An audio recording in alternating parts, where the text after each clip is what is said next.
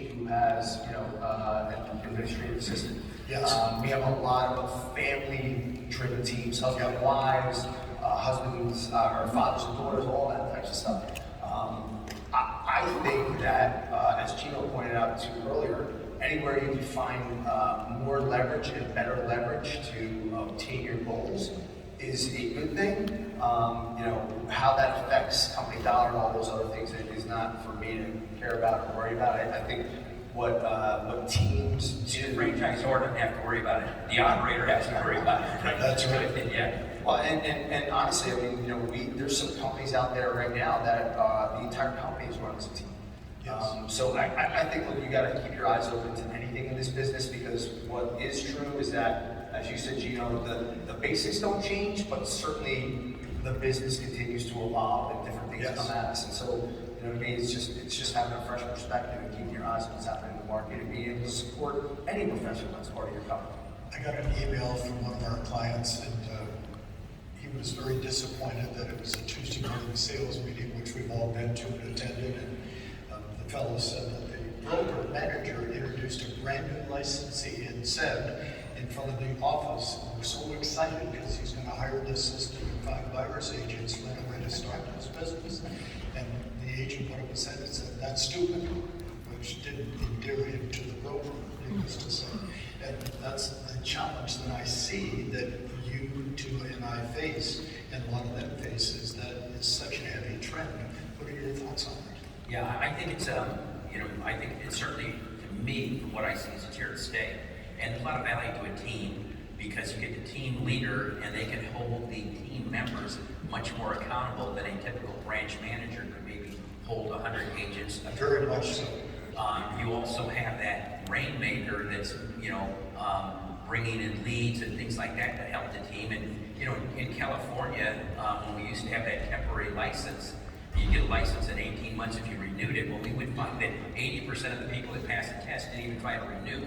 So you had an 80% fallout. Now, the ones that stayed in, we figured out one time, I did the math on it, Mike, 13 out of 14 new people came in, got out of the business, didn't survive, and maybe teams can help them survive.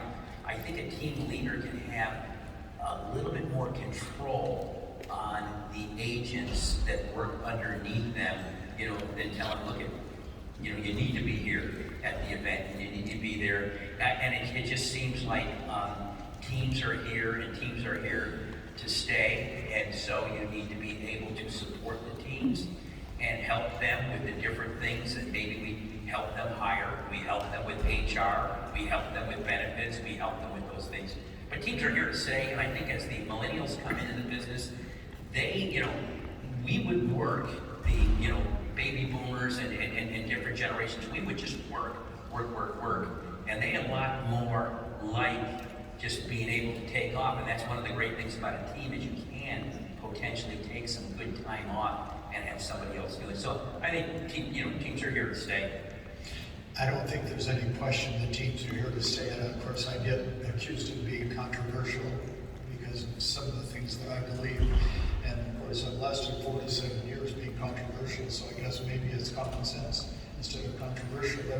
But my thought is, I'm curious to get your responses because of your overall view of the industry. That you both mentioned the word rainmaker, which to me is a listing agent that brings in 25. There's a bunch of them. Several thousand, and they bring in 25, 50, 100 plus listings a year, which is the foundation of our business. And the biggest problem we have is the lack of inventory. And I believe firmly that part of the problem, Michael, as you know, is the fact that the rainmakers are working so hard to develop a team that they're not taking the number of listings they have in the past, and we have the numbers to prove it. So therefore, the team is a detrimental part of the industry, although it's popular. Thoughts? You told me a long time ago that listings control the market. I think any real estate professional would say that. And if you're not spending time prospecting and working on your skills in order to get more listings, and again, listings 18 months ago, it's a different talk track and presentation today than it was 18 months ago, right? So that's a skill we got to continue to work on and focus our time on. To me, that's what a rainmaker does and spends most of their time, doing and working.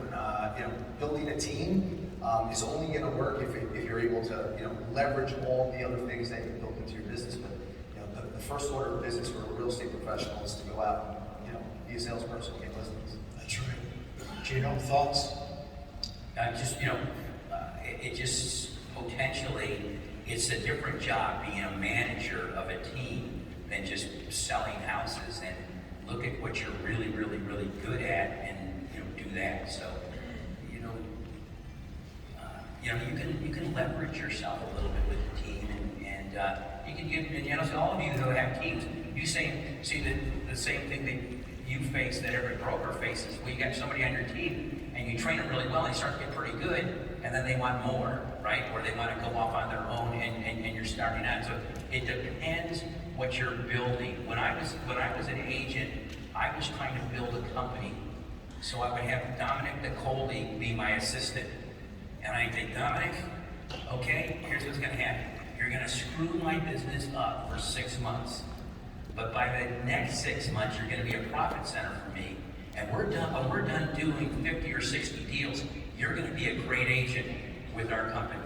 And then next year it was a new guy. And I got two of my team. JT was my first assistant. Dominic was probably number 5 or 6, and there's probably 3 or 4 of my team assistants in this room right now. That's right. Yeah, but it was a different style. So it's not my expertise.